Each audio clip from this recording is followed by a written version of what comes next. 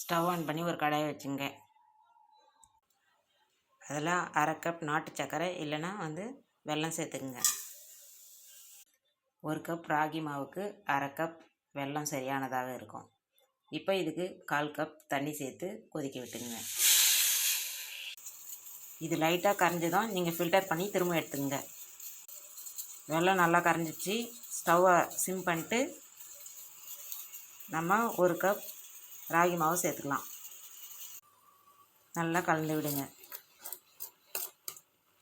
இது மாதிரி நல்லா கலந்து விடுங்க. இது சூடானதும் நம்ம கையை வச்சு பிணைஞ்சிக்கலாம்.